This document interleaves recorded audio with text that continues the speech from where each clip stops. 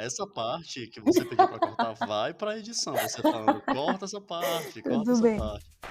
E aí, pessoal, tudo bem? Eu sou David Varelo, esse aqui é o podcast Desculpa o Atraso, um podcast sobre pessoas reais, mercado de trabalho e carreira. E a convidada da semana já tá aqui. A Celine Ramos, ela é head de gerente de projetos em uma agência de marketing digital e influência daqui de São Paulo. E aí, Celine, tudo bem? Oi, pessoal, tudo bem? Ó, a Celine vai explicar tudo do que ela faz. Vocês viram que é gigantesco, né? O cargo dela, então ela vai explicar tudo pra gente daqui a pouquinho. Algumas pessoas me perguntaram se é difícil e caro fazer podcast, e sempre falo que não. Você precisa de uma ideia bacana, um computador, um microfone e um distribuidor que vai fazer com que seu programa fique em várias plataformas como Spotify, Apple Podcasts e vários agregadores de podcasts. Eu uso o Anchor como distribuidor, já que é intuitivo, robusto e o melhor de tudo, de graça. Ele ainda te ajuda na gravação e edição do áudio, é bem prático, rápido e ainda faz com que você ganhe dinheiro com podcast. É isso mesmo, ele te paga para usar. Perfeito, né? Baixe o aplicativo do Anchor gratuitamente ou acesse anchor.fm e comece hoje mesmo. Então é isso. Se você quiser saber mais informações, você também pode acessar o desculpapodcast.com.br e no site tem várias informações sobre os links que a Celine vai citar aqui na nossa conversa. Tem informações de como você consegue encontrar nas redes sociais o podcast e também outras plataformas que você pode ouvir. Então assim, se você estiver ouvindo agora em algum lugar que você não curta muito, vai no site porque você vai encontrar a tua plataforma favorita lá, tá bom? Então é isso, Celine, vem pra cá de vez, conta pra mim, conta pro pessoal quem é você e o que você faz. Oi, pessoal, tudo bom? Oi, David, obrigada pelo convite. Então, eu sou baiana, vocês já devem ter percebido pelo sotaque. Sou publicitária, trabalho hoje numa agência de marketing de influência e trabalho com comunicação, marketing digital, tudo que envolve esse mundo de internet e publicidade que a gente está aí habituado a consumir no nosso dia a dia. Você que tá ouvindo vai ver que esse episódio é quase um crossover, porque a Celine trabalha na mesma agência que outra pessoa que já participou aqui do podcast trabalha também. Mas a gente vai falar agora, né? Mais pra frente a gente vai falar, você vai descobrir quem é. Então assim, Celine, não sabia que você é baiana. Me Não, conta, aproveita aí e me conta, qual é a primeira lembrança de escola que você tem? nossa, primeira lembrança de escola. Então, eu sou baiana e não sou soteropolitana, eu sou baiana do interior da Bahia, sou do Recôncavo baiano. E a primeira lembrança de escola que eu tenho é, nossa, é o parquinho. É o momento de brincar ali com os meus coleguinhas, de pintura. Comecei a me lembrar aqui de momentos de pintura em muros, né, em paredes, esses momentos de brincar um pouco mais com a arte. Essa é a minha primeira lembrança de escola, de escolinha, né, bem lá no início. Você sempre foi das artes, então. Então, não me considero uma artista, mas gosto muito desses trabalhos de criatividade, né, que a gente exerce um pouco mais a criatividade. Apesar de que Sim. acredito que a criatividade ela está em tudo, né, tudo que a gente faz tem um pouco de criatividade. Mas se a gente for olhar para a publicidade, para o marketing, a gente acaba exercendo um pouco mais, né, transformando isso numa técnica, em algo mais habitual. Você caminhou durante todo o teu percurso na escola, até o ensino médio, com esse lance de criatividade, de uma proximidade mais forte com as artes, ou não? Ou esse caminho mudou de algum jeito? Você pergunta em termos de habilidades, de interesse Isso, mesmo na escola, né. isso. Então, assim, em um determinado momento na escola, eu tinha muito interesse em literatura. Então, assim, não deixa de ser uma arte, mas não era algo que eu criava ali tão livremente, né, era algo mais que eu tinha interesse em consumir. Então, em determinado momento, o que mais brilhou meus olhos no período de escola foi literatura, livros, ler. Achei em algum momento que eu seria escritora, aqueles sonhos de infância, né. Mas é como eu te disse, tem essa questão da criatividade que eu acho que tá com todos nós aí o tempo todo, mas nunca foi algo que eu pensasse assim: "Ai, vou ser uma artista", nada nesse sentido. Mas sempre gostei da ideia de criar algumas coisas. Legal. Você acha que isso te ajudou na tua escolha para vestibular? Com certeza. A minha escolha para vestibular ela foi até uma coisa curiosa, assim. Foi uma escolha, óbvio, né, porque eu decidi ir fazer e cursar e tudo mais, mas não foi nada que eu pensasse: "Meu Deus, é isso que eu quero para minha vida desde sempre". Foi mais uma as pessoas falando. Então as pessoas: "Ah, ela é muito criativa, devia fazer publicidade. Ah, você gosta de fazer textos, enfim, devia fazer publicidade, você vai trabalhar com essas questões de criação de alguma maneira". E eu fui internalizando isso.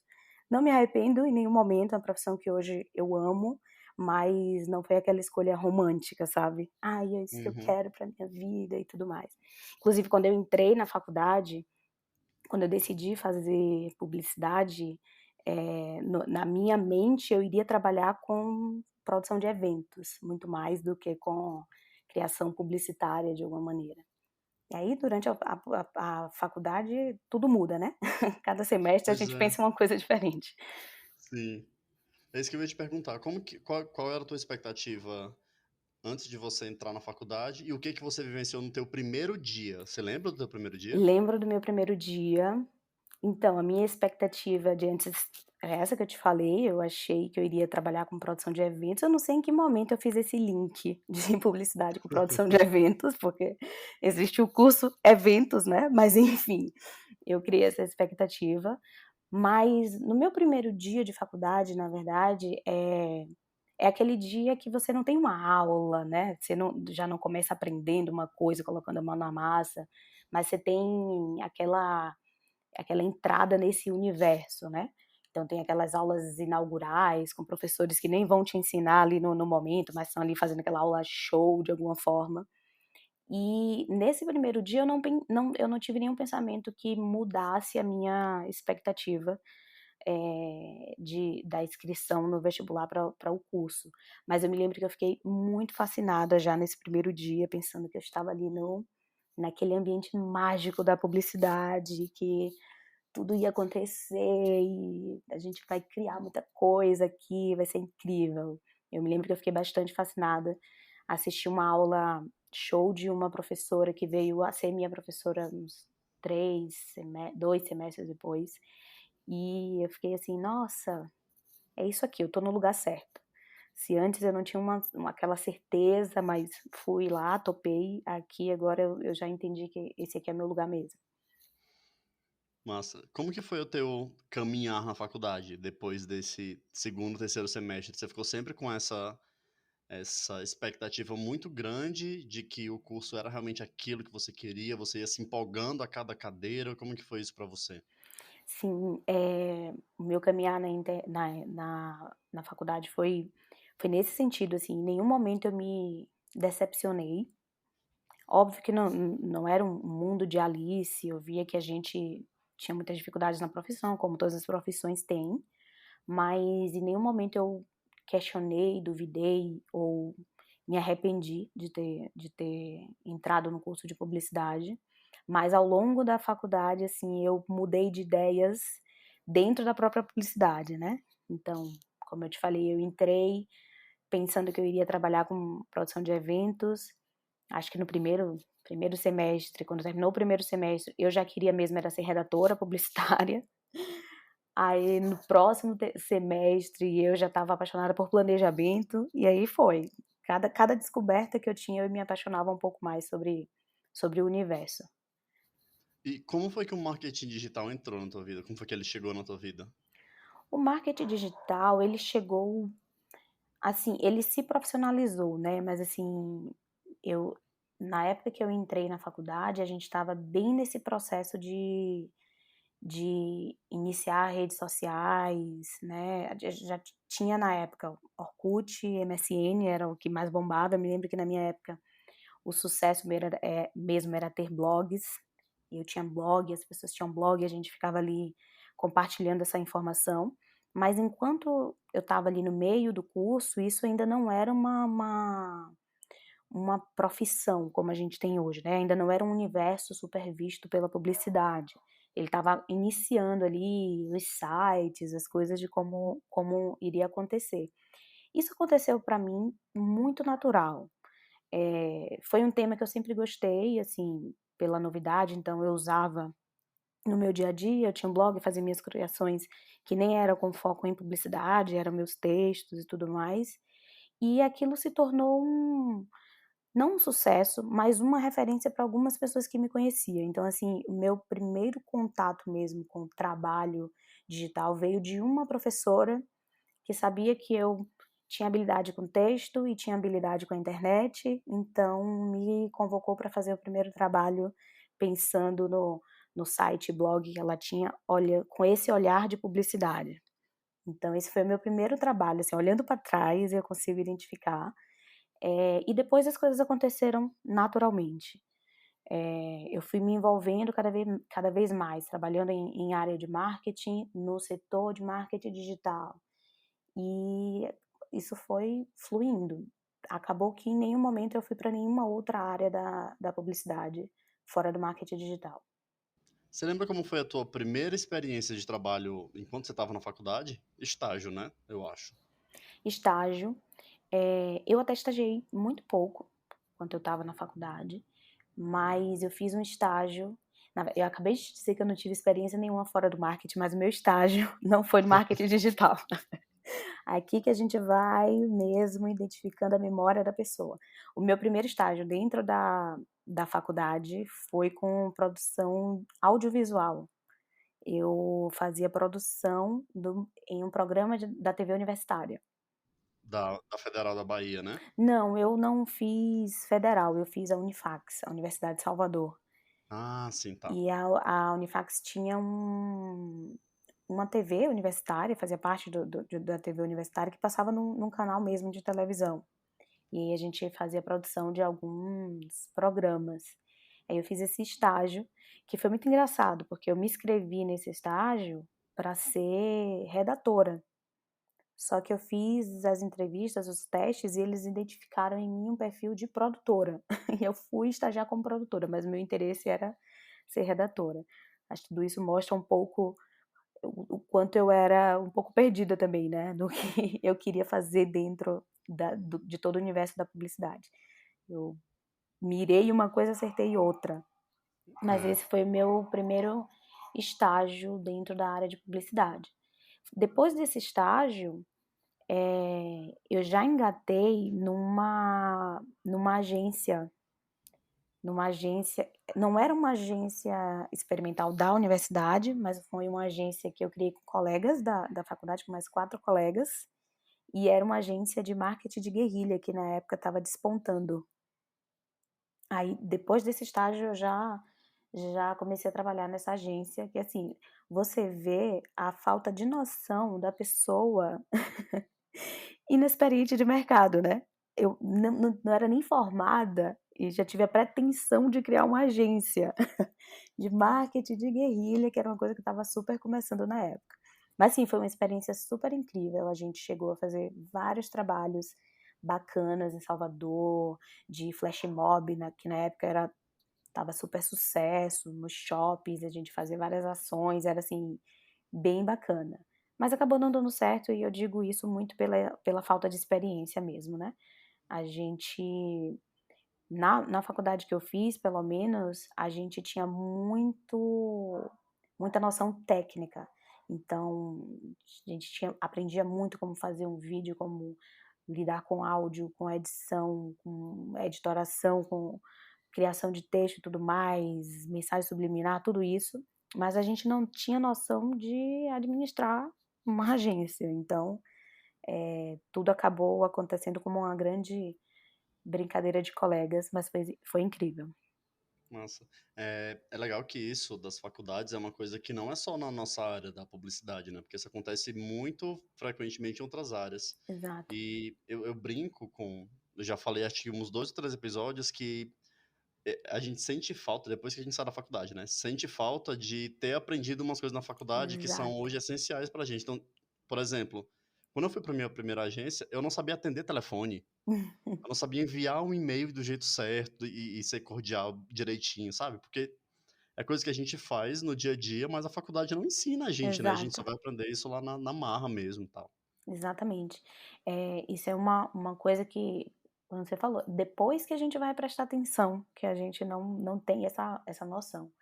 E dentro da faculdade de publicidade, pelo menos na minha época, né, eu não sei como funciona, como está hoje, mas para minha vida profissional posterior à faculdade, eu senti muita falta dessas noções de empreendedorismo, que acaba que muitos de nós se arrisca no mundo de empreender, mas a gente não tem noção nenhuma, então a gente vai muito no tato, buscando informação, enquanto tem que produzir, enquanto tem que fazer, né.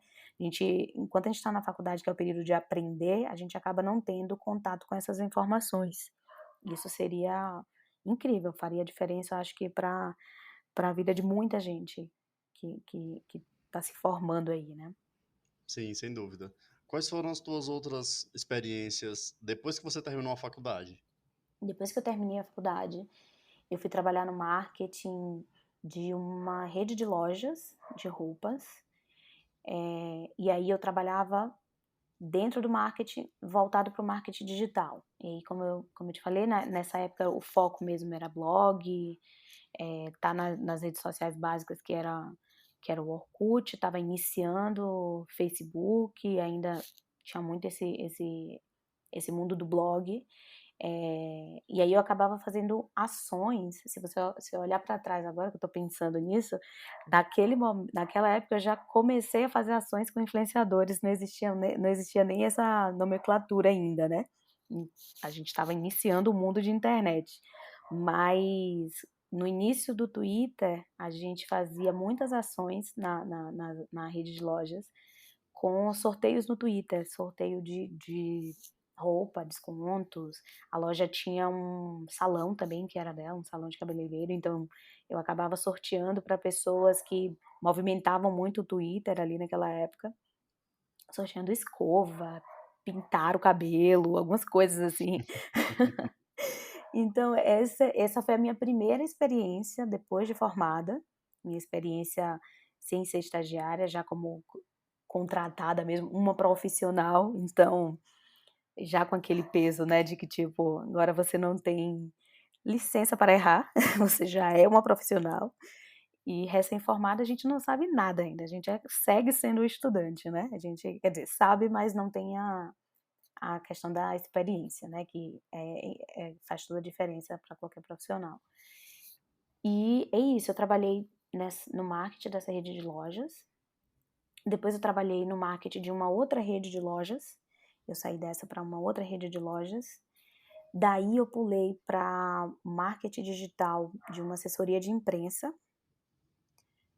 Depois do marketing digital de uma assessoria de imprensa, eu fui para uma outra área completamente diferente, assim, em termos de área mesmo, mas segui ali no marketing digital, mas eu fui trabalhar numa ONG muito grande em Salvador, muito legal, assim, de ter todos os setores organizados e de ter a necessidade de uma comunicação organizada.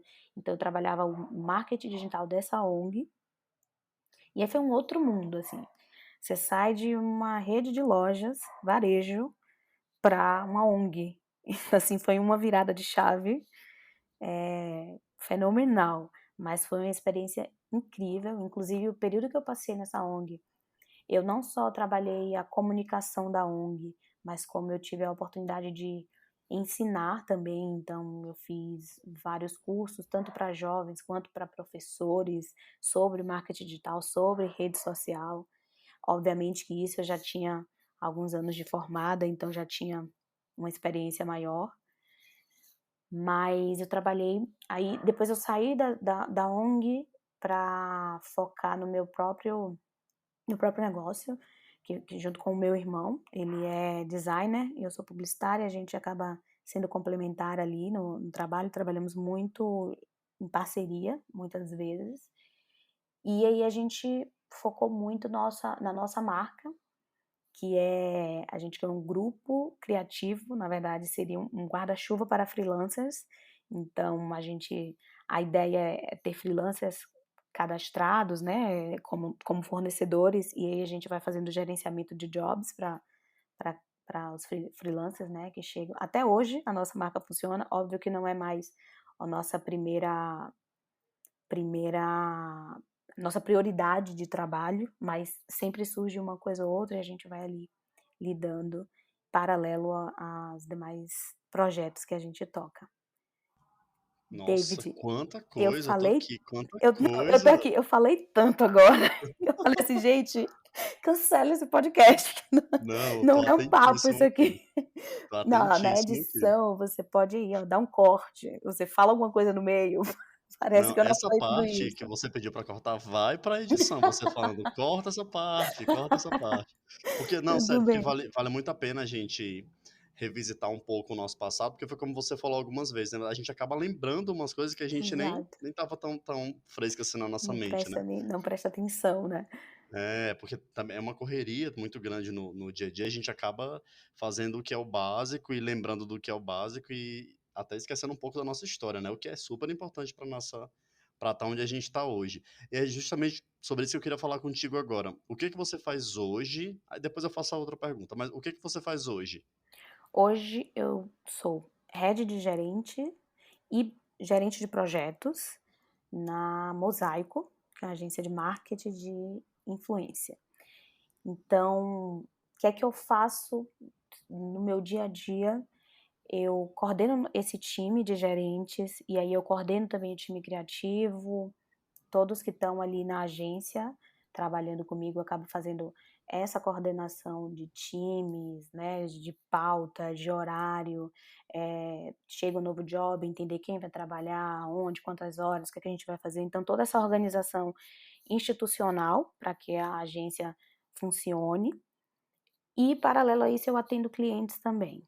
Então, também estou ali naquele front de troca com clientes, entende qual é o briefing, para quem eu vou passar, se é isso mesmo que eu preciso entregar para o cliente, se está certo, se não está. Então, eu acabo seguindo nessas 2 frentes aí, que é o que eu faço o meu dia, 24 horas por dia, e eu amo, na verdade, assim, amo tanto lidar com o cliente quanto lidar com o time. Ver a máquina funcionando de uma forma mais geral, para mim, assim, é incrível. Eu adoro estar mexendo essas pecinhas e entender para onde vai, o que é que a gente faz. Massa. Você acabou de falar aqui, né, você tem uma experiência vasta em marketing digital, trabalha hoje em uma agência de marketing de influência, então quem vê de fora pensa: "Nossa, ela teve uma vida, assim, perfeita, né, só teve conquistas, assim, incríveis na vida dela e tudo". Teve algum momento nessa tua carreira que você pensou em desistir, pensou em mudar de carreira, pensou em, sei lá, vender pulseira feita de miçanga na praia? Com certeza. Você foi falando aí, e eu pensando que rimos muito dessa vida perfeita, né. Sim. Com certeza teve esse momento, e não teve esse momento, assim, não tão intenso, mas vira e mexe a gente acaba se questionando quando alguma coisa não sai como a gente quer, como a gente cria expectativa, né. Quando o mercado dá uma estremecida, a gente sempre se questiona de alguma maneira. Mas assim, um momento foi marcante desse questionamento foi quando eu não iniciei, mas durante o percurso desse meu grupo com meu irmão. A gente fez esse grupo em Salvador, né, hoje ele também está aqui em São Paulo. Mas teve um momento que a gente não conseguiu dar vazão daquilo ali crescer como a gente tinha expectativa. E aí foi uma fase bem difícil, difícil financeiramente, difícil em termos de cliente, e em pensar em como a gente ia expandir, como ia fazer aquilo dar certo da forma que a gente queria que desse, né, da forma que a gente tinha expectativa e tudo mais. Então foi um momento difícil e um momento de questionar mesmo. Eu acabei me questionando: "Nossa, será que é isso mesmo que eu tenho que fazer, que eu tenho que colocar minha energia, é isso que vai me dar o resultado que eu quero?". Mas, inclusive, logo na sequência dessa fase nebulosa, eu tive a oportunidade de vir para São Paulo e ingressei aqui numa agência e, assim, aí eu tenho uma segunda parte da minha história, né, e foi bem bacana. Mas com certeza tem vários momentos que a gente se pergunta se é aquilo mesmo que a gente tá fazendo é o que a gente precisa seguir. Inclusive nesses momentos são momentos muito importantes, né, que é o momento que você, depois de se perguntar, é que você fica mais seguro ainda do que você tem que fazer, né. Então eu acho Sim, acho sem dúvida. importante para todos. Como que foi essa tua mudança para São Paulo? Então essa minha mudança para São Paulo, ela teve, na verdade, uma motivação pessoal. A minha, na época, namorada conseguiu uma transferência de trabalho para cá.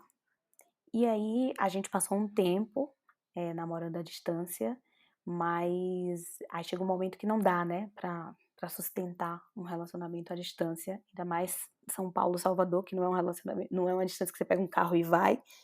Então, foi um momento que eu tomei a decisão que eu ou estaria em Salvador e ela teria que ir pra lá, ou ela estaria em São Paulo e eu viria pra cá. E pensando, analisando todo o mercado, toda a situação profissional em que nós 2 estávamos, a a decisão mais acertada seria eu vir tentar em São Paulo de alguma maneira, né. E aí eu vim pra cá, continuei com alguns jobs de Salvador, assim, até pra me manter, né, de alguma maneira, mas aí na sequência eu já consegui ingressar numa agência aqui, e como gerente de projetos. Foi quando eu tive o primeiro contato, depois daquela experiência que eu te falei lá das lojas com influenciadores que nem eram influenciadores ainda, aí eu tive meu primeiro contato com o marketing de influência real, como ele tem se desenhado hoje, foi nessa agência. Legal, sempre à frente do seu tempo, né, tô falando com um influenciador sem nem existir influenciador ainda, existindo, mas sem esse nome. Existia uma pessoa ali que tinha 500 seguidores e a gente já estava Sim, trabalhando. já ganhava dinheiro Já inclusive. estava lá, né. Já Pois ganhava é. a escova de cabelo. Pois é, aí você falou uma Recebidos. coisa sim, justamente, você falou uma coisa interessante agora. Tem muita gente que tá ouvindo, que acha que influenciador é aquela pessoa que tá ali pra receber os recebidos e pronto, só isso. Qual que é o trabalho da Mosaico e o que que a Mosaico faz para poder tentar mudar esse pensamento na sociedade, enfim, no mundo corporativo? Quando houve o boom de influenciadores logo no início, essa questão do recebido, ela era muito importante, né. Foi como tudo começou, a gente viu isso também no marketing digital, né, quando começaram as redes sociais, ninguém sabia como era, a gente estava ali, estava vivendo, mas não existia manual, né, você não sabia no que aquilo ia dar. Até hoje a gente tem umas regras, tem uns modelos, tem algumas coisas que a gente faz, mas nem sempre garante o sucesso como alguns outros perfis têm, né, conquistam. Então, os recebidos logo no início, eles eram muito importantes para a gente entender como era que isso funcionava, a gente até entender como a publicidade ia se desenrolar com perfis de pessoas que estavam crescendo e influenciando outras pessoas, né, de uma forma mega, assim. Hoje a gente já tem a influência como uma área do marketing mais consolidada, então a gente consegue olhar para vários traços dentro da própria influência. Então a influência não é só recebido, mas o recebido também é importante. Em algum momento, ter esse primeiro contato com um influenciador, eh, com algum brinde, com algum produto para que ele conheça aquele produto, é importante. Tudo depende da estratégia, do objetivo, do que é que o cliente tá querendo naquele momento. Se por um acaso você quiser iniciar um contato amigável, um recebido é uma coisa legal. Mas se você quer fortalecer um relacionamento, você quer fazer com que aquela pessoa seja de alguma forma embaixador da sua marca, fale pela sua marca, pelo seu produto, tenha uma relação mais profissional, porque quando você contrata um influenciador, você tem ali, uma via de as 2 mãos, né. Você vai dar alguma coisa, você quer algumas coisas em troca, então aquilo fica um pouco mais profissional. Então, tudo isso depende mesmo de onde a gente está e onde a gente quer chegar nesse projeto. Então hoje a gente tem dentro da influência vários braços e a gente consegue atender onde as marcas têm interesse e onde os influenciadores também estão dentro da sua carreira, né. Hoje a gente tem um recorte, né, dentro da linha de influência, que a gente acaba dividindo nano influenciador, micro influenciador, macro, mega influenciador. Então, para cada um desses grupos de influenciadores, e eles estão por alguns padrões, né, ou são números de seguidores, ou é taxa de engajamento, enfim, para cada um desses grupos a gente tem estratégias que vai, performar melhor para aquele grupo ali, performar melhor para o objetivo, para a combinação de objetivo do cliente com o grupo de influenciador em questão. Então, não tem uma regra, não tem um pode, não pode, óbvio, tudo dentro das leis, né, que a gente tem no país, mas dentro da publicidade, do marketing de influência, é tudo uma questão de entender o objetivo, criatividade, ter sensibilidade para entender que aquele perfil ali, ele não é uma vitrine sem vida, ele é uma pessoa. Inclusive, um dos grandes interesses de trabalhar com marketing de influência é humanizar marcas, né, é trazer cara para as marcas, né, é dar rosto para aquela marca ali, para aquele nome de empresa que às vezes se torna uma coisa fria, inalcançável. Então a gente tem que ter essa sensibilidade de entender que cada caso é um caso, e a gente vai criar uma estratégia específica para cada caso. Legal. Já teve alguma coisa absurda que quiseram anunciar com influenciadores? Por exemplo, sei lá, uma arma de fogo. Quero fazer publi de arma de fogo. Já teve alguma coisa assim bem doida? Não, assim, eu nunca passei por uma experiência de algo surreal nesse sentido, do produto, mas acontece direto a gente ter propostas que são surreais, no sentido de mercado mesmo, assim. "Ah, eu queria trabalhar com um influenciador grande, que atinge muitas pessoas, que tem uma taxa de engajamento incrível, mas não quero pagar, não quero dar um retorno para aquele influenciador". E hoje a gente sabe que é uma profissão, né. E se é uma mídia praticamente, né. É praticamente não, é uma mídia, só que é uma mídia humanizada. Então, algumas propostas vêm nesse sentido, assim, de serem indecentes nesse âmbito. Mas sobre produto, eu particularmente nunca passei por nenhuma situação de perrengue desse. Ainda bem.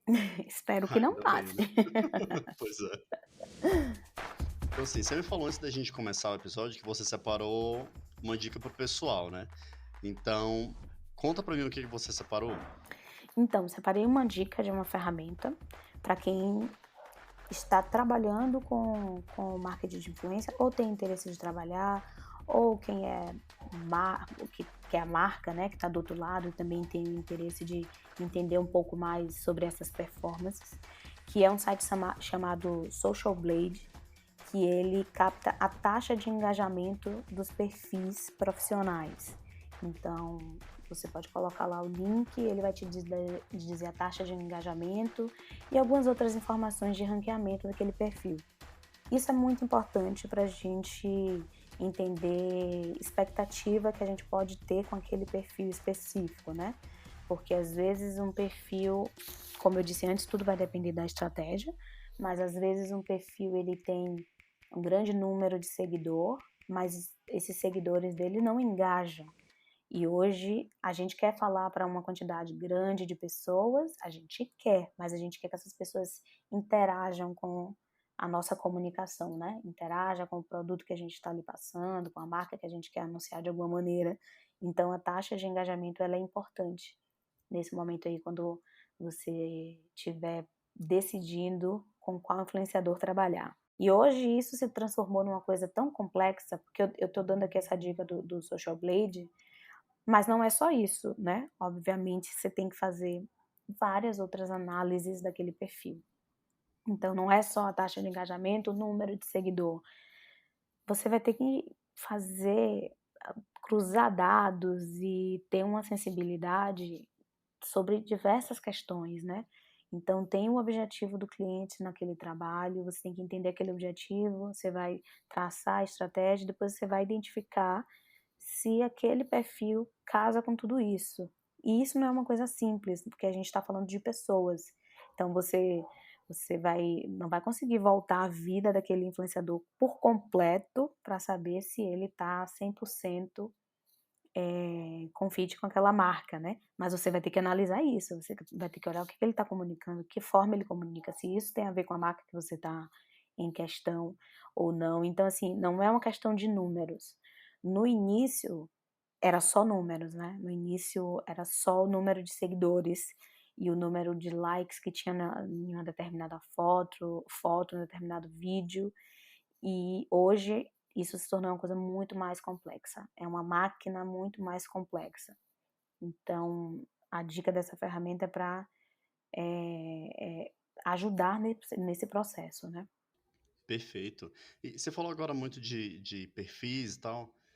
E antes da gente começar, você comentou comigo que você também tem um perfil que você cuida voltado para comunidade LGBT, né? Isso, que perfil é esse? Sim, tem um projeto pessoal que tem alguns anos que eu fiz, chamado Sou Betina, e é focado para o público lésbico. Surgiu de uma demanda pessoal mesmo, assim, eu buscava nas redes sociais, sites na verdade, sobre o tema, de uma forma mais informativa mesmo, sabe, queria saber o que está acontecendo no mundo sobre esse tema ou dicas, enfim. E a gente sabe quem é quem acaba estudando, tentando ter mais, entender mais o universo LGBT, sabe que a gente tem muito uma questão de visibilidade, né. Então a gente trabalha hoje para que todas as letras da sigla tenham visibilidade. E na época a lésbica já tinha menos visibilidade do que o que a gente tem hoje. Então era muito difícil achar na internet informações. Aí eu falei: "Ah, quer saber, eu vou fazer. Se eu não tô achando, eu vou fazer e eu vou dar um jeito de buscar e colocar aqui para as pessoas". E aí na época eu acabei criando redes sociais e um site. E teve um momento de ouro, assim, que deu muito certo, construí um público 100% orgânico de mulheres lésbicas, acabei participando fazendo palestras para a semana LGBT que antecede a parada daqui de São Paulo, já fui para a parada algumas vezes, eh, representando, né, a comunidade lésbica por meio do Sou Betina. E hoje, na verdade, é um perfil que casa de ferreiro, espeto de pau, a gente já sabe, né. Então, eu passo o meu dia inteiro trabalhando com influenciadores e o meu perfil, que não foi criado para ser um perfil de influenciador, e sim um perfil de notícias, acaba sendo um pouco eu acabo deixando um pouco de lado. Então se você entrar lá, tem, atualizações, mas não com a frequência que eu indico para os meus influenciadores. Então, é um perfil, quem tiver interesse vai lá, dá uma olhadinha, mas não me julguem. Tá lá mais como hoje é mais como um hobby mesmo. Qual que é arroba? É arroba Sobetina Arroba mesmo? Sobetina, isso. Show. Você que está ouvindo, eu vou deixar aqui na descrição do episódio os links, tanto da plataforma que ela sugeriu e também do Sobetina, do site e tudo, para vocês darem uma olhadinha lá. Tá bom? Então é isso, a gente está se aproximando do final, Celine. Eu queria agradecer você, assim, de verdade, do fundo do meu coração, porque para mim foi uma conversa bem leve, bem descontraída, divertida até, né, depois de um dia de trabalho que a gente teve e tal. E quero agradecer você por ter participado, por ter dedicado parte do seu tempo para compartilhar com as pessoas parte da sua história, que eu sei que isso não é tudo. Eu que agradeço, David, agradeço pelo contato, por ter interesse em me ouvir um pouco da minha história. Eu espero que ajude de alguma maneira as pessoas que estão aí iniciando ou que têm interesse de migrar para a publicidade ou para o marketing de influência. Me coloco à disposição, quem tiver qualquer dúvida e quiser bater um papo, só falar comigo que a gente conversa. Tô super aqui, aberta para iniciar esses papos, ajudar quem precisar, trocar informações mesmo. E é isso. Espero que vocês tenham gostado. Desculpem aí se eu falei demais, às vezes eu me empolgo. Foi ótimo. Fala como que as pessoas conseguem te encontrar. Meu Instagram, Celine Ramos.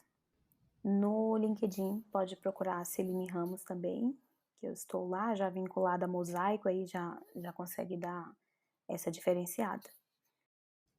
Perfeito. Eu já vou deixar também esses links todos na descrição, você vai conseguir encontrar tudo mais fácil, tá bom? Perfeito. Então é, Celine, muito, muito, muito, muito obrigado. Obrigada a você. E você que está ouvindo, até o próximo episódio. Tchau, tchau. Tchau, Celine. Tchauzinho. Este podcast faz parte do movimento LGBT Podcasters. Conheça outros podcasts através da hashtag LGBT Podcasters ou do site www.lgbtpodcasters.com.br.